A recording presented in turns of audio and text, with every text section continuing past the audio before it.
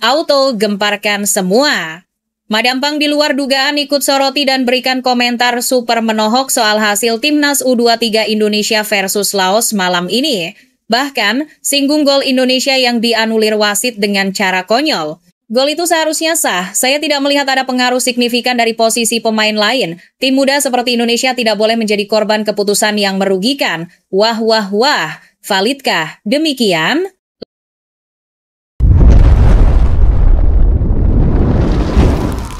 Sebelumnya mohon subscribe channel ini dulu supaya nggak ketinggalan berita terupdate Timnas Indonesia. Laga pembuka kualifikasi Piala Asia U23 2026 antara Timnas Indonesia U23 versus Laos U23 yang digelar di Stadion Gelora Delta malam ini ternyata bukan hanya menyita perhatian publik tanah air. Sosok paling berpengaruh di sepak bola Thailand, Nual Van Lamsam atau yang akrab disapa Madam Pang, juga ikut memberikan sorotan dan komentar berkelas terhadap performa Garuda Muda. Meski hasil belum cukup memuaskan, Madam Pang justru memuji habis semangat juang, determinasi, dan gaya bermain progresif yang ditunjukkan oleh anak asuh Gerald Van den Burg. Tak hanya itu, ia juga menyoroti kontroversi gol Indonesia di menit kelima yang dianulir wasit, sekaligus melontarkan sindiran pedas kepada Malaysia, rival klasik Indonesia di kancah sepak bola Asia Tenggara. Dalam keterangannya kepada media Thailand, Madam Pang mengaku sangat terkesan melihat bagaimana Timnas Indonesia U23 tampil begitu dominan sejak menit awal. Menurutnya, performa Garuda Muda menjadi bukti nyata bahwa Indonesia kini telah naik kelas dan menjadi salah satu kekuatan yang tak bisa diremehkan di Asia Tenggara. Saya melihat determinasi yang luar biasa dari para pemain muda Indonesia. Mereka bermain dengan keberanian, kecepatan, dan semangat pantang menyerah. Gaya bermain mereka sangat modern dan penuh energi. Ini bukti bahwa pembinaan dan strategi mereka berjalan ke arah yang benar, ujar Madam Pang. Dia juga menekankan bahwa dominasi Indonesia terlihat jelas. Para pemain sebutnya menunjukkan mental juara dengan terus menekan pertahanan Laos, menciptakan peluang demi peluang meskipun kiper Laos tampil luar biasa. Tidak hanya memuji performa tim, Madam Pang juga ikut menyoroti keputusan wasit yang menganulir gol Raihan Hanan di menit kelima karena dugaan offside Jens Raven. Menurutnya, keputusan itu layak dipertanyakan. Gol itu seharusnya sah. Saya tidak melihat ada pengaruh signifikan dari posisi pemain lain. Saya paham, wasit juga manusia. Tapi di level seperti ini kita harus lebih profesional. Tim muda seperti Indonesia tidak boleh menjadi korban keputusan yang merugikan, tegasnya. Komentar ini langsung menjadi perbincangan di media sosial.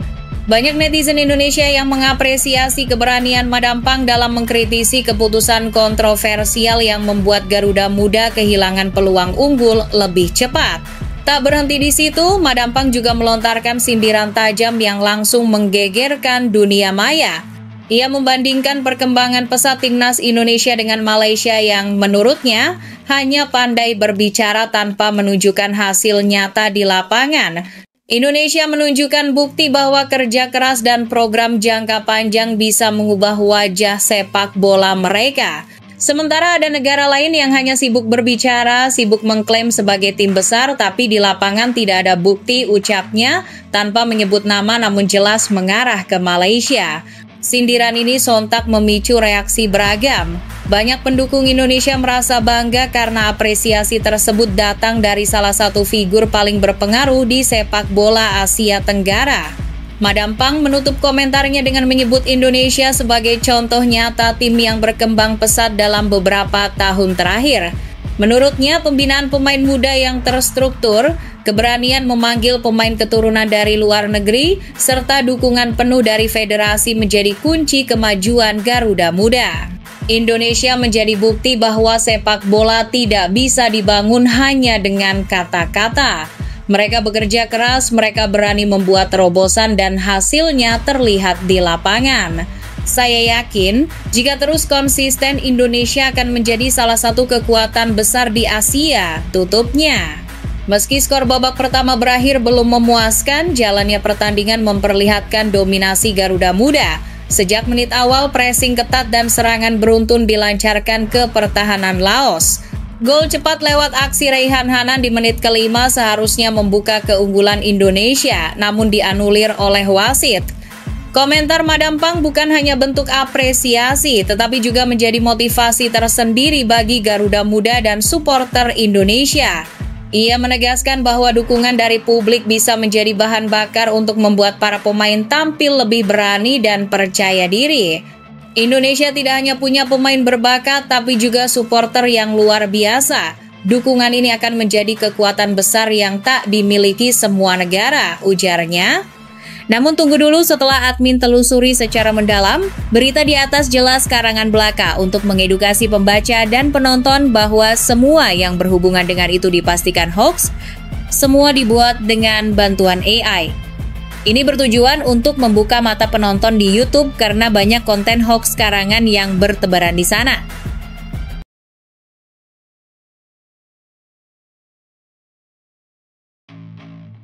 Kabar menarik datang dari skuad Garuda.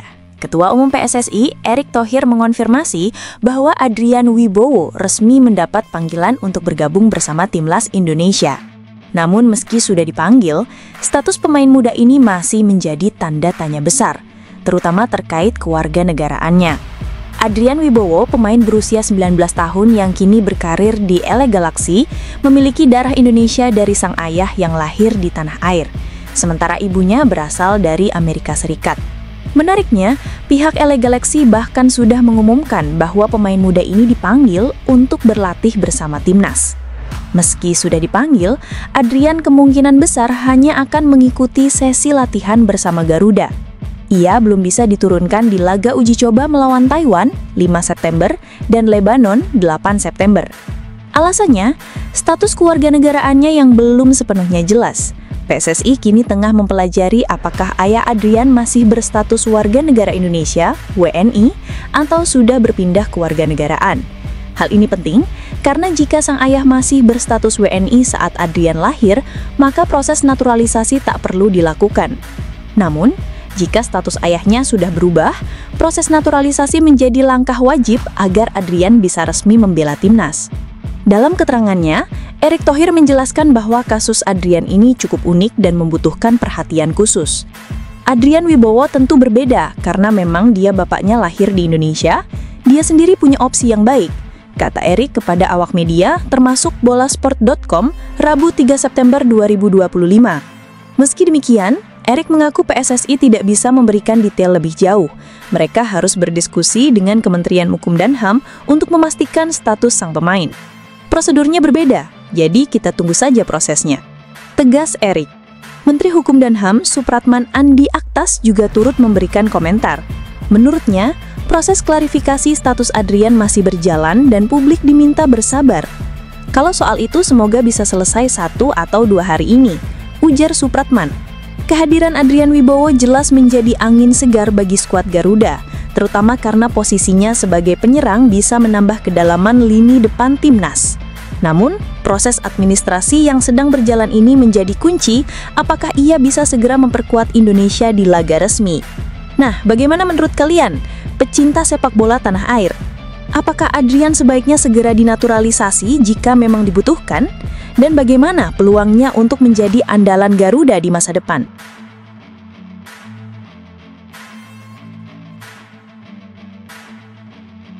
Oxford United resmi menutup bursa transfer Liga Inggris musim panas ini dengan keputusan yang mengejutkan banyak pihak, tidak meminjamkan Marcelino Ferdinand ke klub lain. Keputusan ini membuat gelandang muda timnas Indonesia itu harus bertahan di klub kasta kedua Liga Inggris milik Anindya Bakri dan Erick Thohir hingga setidaknya Januari 2026. Padahal, pada usianya yang akan genap 21 tahun pada 9 September mendatang, Marcelino berada di fase penting yang sangat membutuhkan menit bermain reguler untuk mendukung perkembangan karirnya. Namun kesempatan itu tampaknya masih jauh dari harapan. Selama 2 musim terakhir, perjalanan karir Marcelino bisa dibilang cukup memprihatinkan. Produk asli Persebaya Surabaya ini hanya mencatat 3 penampilan bersama KMSK Dains di kasta kedua Liga Belgia pada musim 2023-2024. Situasi tak banyak berubah saat pindah ke Oxford United. Di musim 2024-2025, ia hanya turun 2 kali, 1 kali di divisi Championship dan 1 laga di Carabao Cup. Dengan catatan seperti ini, banyak yang berharap jendela transfer 2025-2026 menjadi momentum bagi Marcelino untuk pindah ke klub lain demi mencari jam terbang. Sayangnya, harapan itu pupus ketika hingga bursa transfer resmi ditutup pada Senin 1 September 2025, tak ada kabar kepindahan sang pemain. Kini, ia hanya bisa fokus berlatih bersama skuad Gary Rowett sambil menunggu peluang bermain yang belum pasti datang. Media lokal Oxford Mail turut mengulas aktivitas transfer klub berjuluk The Youth. Mereka mencatat bahwa Oxford mendatangkan 7 pemain baru dan melepas 10 pemain sepanjang bursa transfer musim panas ini. Kualitas dan bukan kuantitas adalah mantra jendela transfer di Oxford United musim panas ini, tulis jurnalis Liam Rice dalam artikelnya. Namun menariknya, 2 pemain timnas Indonesia, Oleh Romeni dan Marcelino Ferdinand, sama sekali tidak disebutkan dalam ulasan tersebut. Bahkan dalam analisis posisi lini depan, media itu hanya menyoroti kontribusi Will Lansher yang sudah mencetak 2 gol sejak dipinjam dari Tottenham dan Nick Prelec yang dinilai menunjukkan kekuatan dan kecepatan. Situasi ini juga membuat masa depan Oleh Romeni kian berat.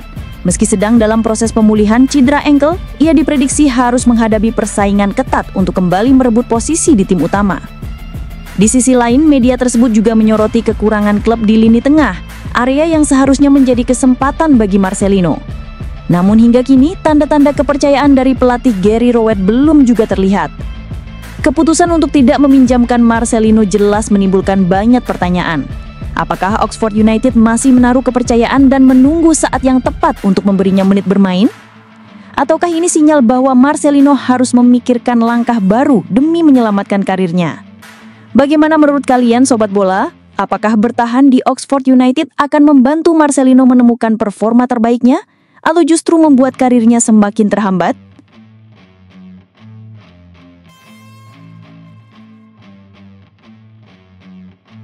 Kabar kurang menyenangkan datang dari timnas Indonesia.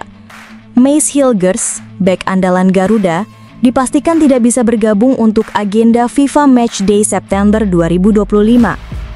Padahal namanya sempat masuk dalam daftar pemain yang dipanggil oleh pelatih Patrick Kluivert untuk menghadapi Taiwan 5 September dan Lebanon 8 September di Stadion Gelora Bung Tomo, Surabaya.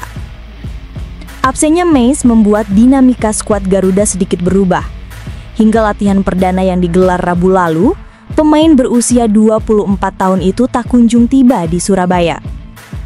Keputusan ini akhirnya dikonfirmasi resmi oleh PSSI melalui laman Kita Garuda. Pemain belakang timnas Indonesia, Mace Hilgers, dipastikan tidak dapat bergabung bersama skuad Garuda pada ajang FIFA Matchday bulan September 2025. Tulis pernyataan resmi tersebut. Alasan utama absennya Hilgers adalah proses kepindahannya ke klub baru. Saat ini, Mace masih berstatus pemain FC Twente, namun ia sudah menegaskan keinginannya untuk melanjutkan karir di luar Belanda. Seperti diketahui, kepindahan Hilgers ke klub Ligue 1 Prancis Stade Brest sempat menjadi perbincangan hangat. Sayangnya, kesepakatan itu gagal terwujud karena waktu yang terlalu mepet untuk menyelesaikan tes medis sebelum bursa transfer ditutup.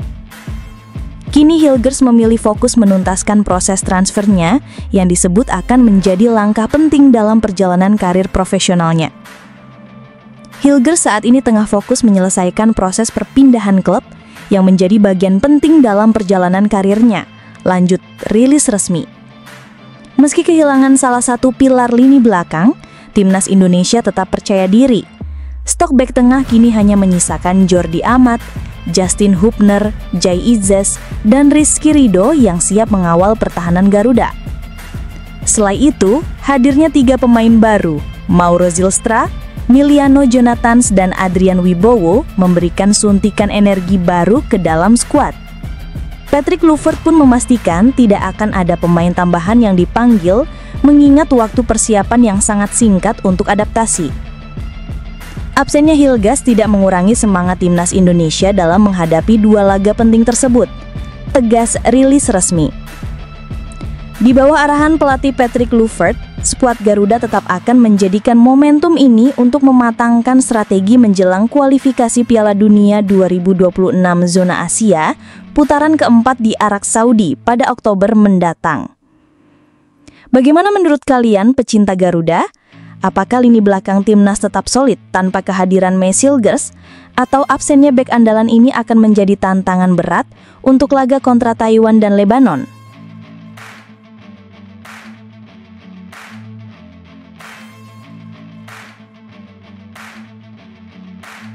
Awal September ini menjadi momen yang sangat padat dan spesial bagi Eliano Reinders. Gelandang serba bisa berdarah Indonesia Belanda ini tengah menjalani pemusatan latihan atau TC bersama timnas Indonesia untuk persiapan FIFA Matchday September 2025. Skuad Garuda akan berhadapan dengan Taiwan pada 5 September dan Lebanon pada 8 September di Stadion Gelora Bung Tomo, Surabaya. Dua laga ini menjadi bagian penting dari persiapan menuju putaran keempat kualifikasi Piala Dunia 2026 zona Asia yang akan digelar bulan depan. Namun kesibukan Eliano tak berhenti sampai di situ. Usai membela Garuda, pemain berusia 23 tahun ini akan langsung bersiap menjalani debut perdananya bersama Persib Bandung di ajang Super League 2025-26. Bagi Eliano, setiap panggilan timnas adalah momen yang tak ternilai. Ia mengaku bangga bisa kembali mengenakan jersey merah putih, terlebih kali ini ia bisa merasakan atmosfer berbeda karena pertandingan tidak digelar di Jakarta, melainkan di Surabaya. Saya merasa senang sekali bisa kembali bersama timnas, kata Eliano Reinders dikutip dari laman resmi Persib Bandung. Mantan pemain PEC Zwolle itu menegaskan bahwa dua laga persahabatan ini sangat penting, bukan hanya sebagai ajang uji coba, tetapi juga sebagai momen bagi pelatih Patrick Kluivert untuk semakin mematangkan komposisi timnya. Dua pertandingan di bulan September ini sangat penting, ujar Eliano. Ini juga jadi kesempatan bagi pemain-pemain baru untuk menemukan chemistry dengan tim. Kami siap bekerja keras untuk pertandingan persahabatan nanti. Saya sangat menantikan momen ini, kembali bersama tim. Setelah menyelesaikan tugasnya bersama timnas, fokus Eliano akan beralih ke laga debutnya bersama Persib Bandung. Tim berjuluk Maung Bandung dijadwalkan menghadapi Persebaya Surabaya pada 12 September 2025. Eliano mengaku tak sabar untuk bisa bermain dan merasakan atmosfer luar biasa dukungan bobotoh di Stadion Gelora Bandung Lautan Api. Sejujurnya saya sudah tidak sabar untuk segera ke Bandung, ucap Eliano dengan antusias. Saya ingin segera bertemu rekan-rekan di tim dan tentu saja bertemu bobotoh, tambahnya. Pemain yang dikenal bisa bermain di beberapa posisi ini memang sempat menanti cukup lama untuk bisa mengikuti latihan perdana bersama skuad Persib. Namun ia berjanji akan bekerja keras untuk segera beradaptasi dan memberikan kontribusi maksimal bagi tim. Bagaimana menurut kalian, bobotoh dan pecinta Garuda? Apakah bulan September ini akan menjadi momen spesial bagi Eliano Reinders? Sukses tampil apik bersama timnas dan mengukir debut manis bersama Persib.